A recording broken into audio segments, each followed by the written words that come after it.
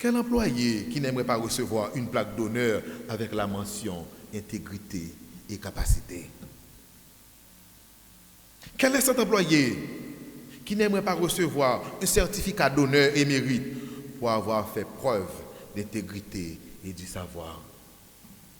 Maintenant, et vous, leaders qui m'écoutez en ce moment-là, êtes-vous convaincus qu'on parlera de votre intégrité et votre savoir-faire après avoir accompli vos jours?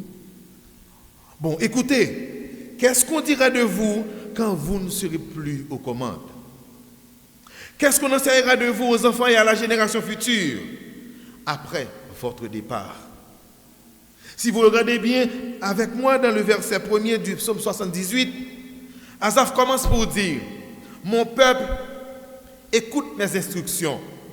Les enfants, prêtez l'oreille aux paroles de ma bouche. Cela dit, Asaph est en train d'instruire le peuple de Dieu sur ce qu'il avait entendu, sur ce qu'il savait et sur ce que ses parents lui ont raconté.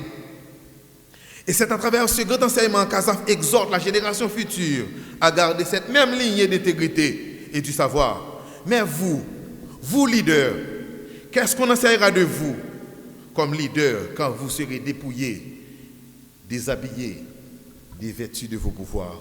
Frères et sœurs, de nos jours, nos hommes n'ont tellement pas de honte, ils sont tellement sans caractère. Ne vous étonnez pas qu'ils se disent l'un à l'autre: ah, je m'en fiche de ce qu'on va dire de moi, je fais mon travail et puis c'est tout. Cependant, retrouvez ces mêmes leaders, demandez-leur de donner leur opinion sur le gouvernement actuel. Vous serez dans l'étonnement d'entendre des critiques qui touchent la réalité du pays. Vous serez stupéfait d'écouter des jugements équitables sur la situation du pays. Si vous arrivez à même demander à ces leaders: que ferait-il à la place des gouvernants actuels? Vous entendriez des paroles qui pourraient vous inciter à prendre les armes pour jeter ceux qui sont là et les remplacer par ces leaders soi-disant chrétiens. Maintenant, en retour, suivez-moi, en retour, demandez-leur de parler de leur leadership, de leur transparence, de leur savoir-faire, de leur capacité, de leur intégrité, là où Dieu les a placés.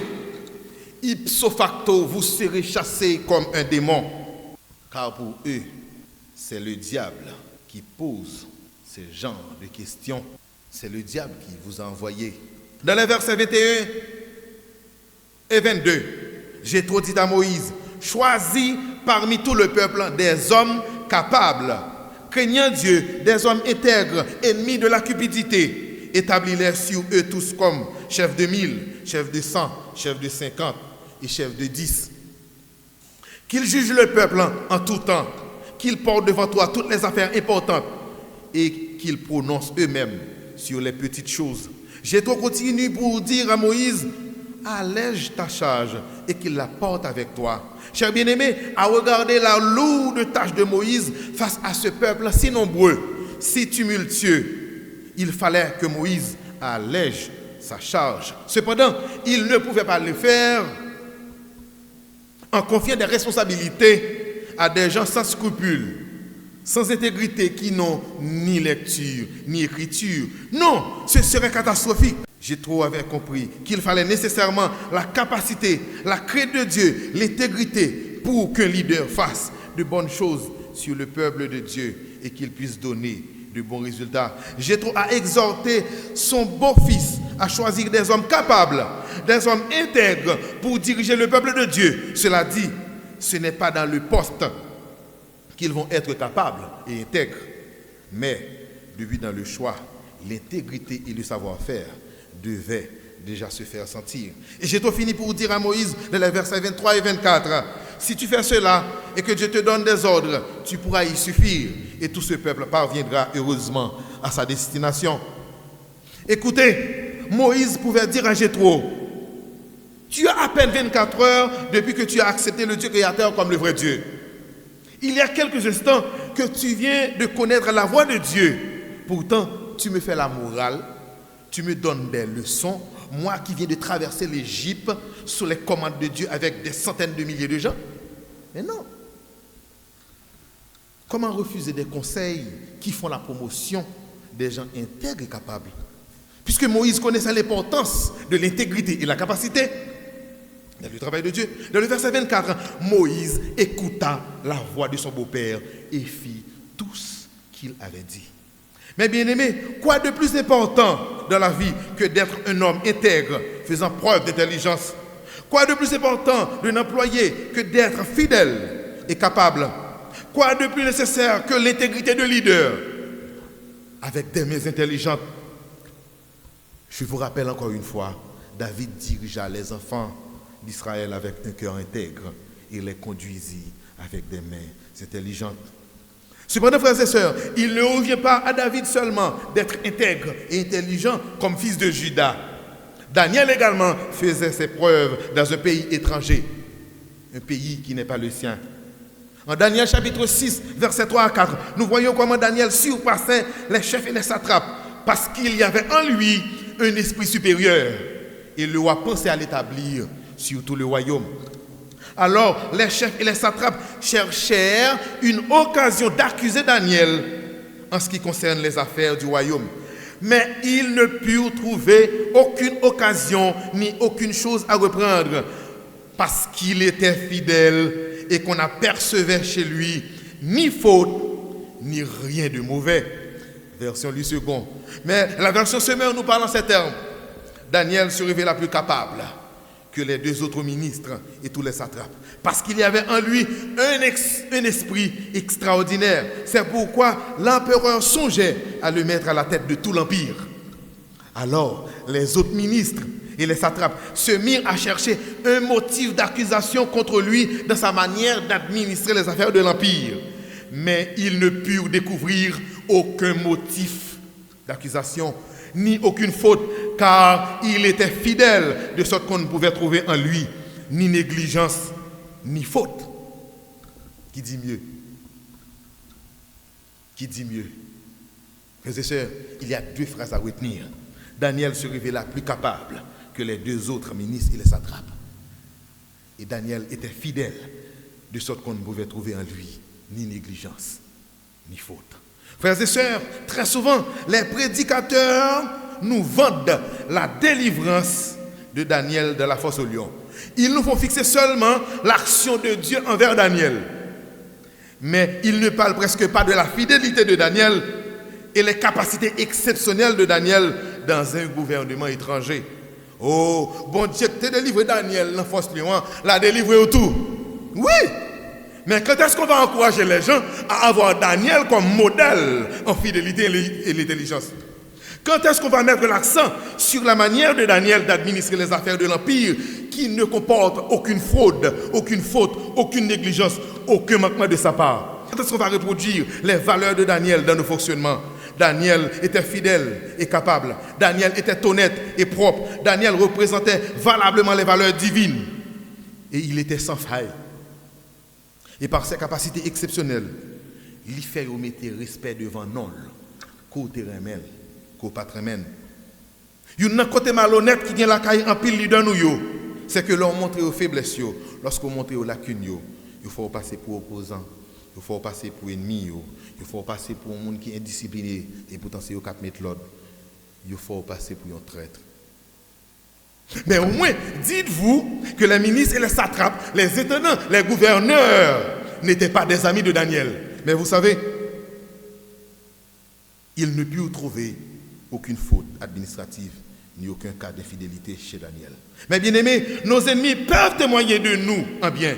Ils peuvent ne rien trouver en nous de mal si nous cultivons la fidélité, si nous gardons un cœur intègre, en travaillant avec une tête bien faite et des mains intelligentes. Notez bien, la fidélité et le savoir sont deux valeurs impérissables qui doivent être dans les premiers rangs de nos actions, dans nos attitudes et dans nos pensées. Pourquoi? Si vous vous contentez sur votre argent pour grappiller une lueur d'honneur, réfléchissez aux kidnappeurs qui possèdent beaucoup plus que vous. Si vous êtes fiers de votre belle maison comme une valeur de l'être humain, vous devez savoir que les consommateurs de l'argent pétro-caribé en possèdent beaucoup plus belle. Si vous comptez sur vos forces physiques ou votre beauté physique comme source de votre fierté, laissez-moi vous rappeler qu'un simple scorpion peut vous déstabiliser en plein public. Chers bien-aimés, je vous conseille de laisser l'intégrité et l'intelligence faire leur chemin dans votre vie afin de laisser un grand héritage digne à la génération future. Frères et sœurs, toute la Bible est cohérente. Toute la Bible a un seul message. Les qualités exigées d'un homme de Dieu dans l'Ancien Testament sont les mêmes dans le Nouveau Testament. Comme preuve, en 2 Timothée 2, verset 2, apôtre Paul dit à Timothée: ce que tu as entendu de moi en présence de beaucoup de témoins, confie-le à des hommes fidèles qui soient capables de l'enseigner aussi à d'autres. Encore et encore, les mots fidèles et capables refont surface. Ces deux mots-clés sont comme la sanction d'une grande étude de maturité qui a été bouclée avec excellence. Ces deux mots sont comme des prix à gagner de tout homme qui œuvre dans le champ de Dieu. La fidélité et la capacité sont les ultimes exigences de tout ce qui se réclame, servant ou serviteur de Dieu, pour impacter ce monde valablement. Il est inévitable que serviteur de Dieu soit fidèle, intègre, qu'il ait la capacité, qu'il fonctionne avec des mains intelligentes pour imposer de nouveaux modèles d'hommes et de femmes aux gens du dehors et à la génération de demain. Frères et sœurs, écoutez, si Dieu exige la perfection, comment son travail pourra connaître du succès pendant que ce sont les infidèles connaissent des mains ignorantes qui sont aux commandes? Comment Dieu pourra dire à la fin de nos jours sur terre qu'il trouve en nous des hommes et des femmes selon son cœur si nous suivons les traces de l'intégrité de David et de ses mains intelligentes? Comment le pays pourra sortir des bourbiers de toutes sortes si nos dirigeants ne sont au courant de l'existence de ces deux mots, intègre et capable? Comment notre société pourra changer de paradigme si l'infidèle est roi et l'ignorance est reine?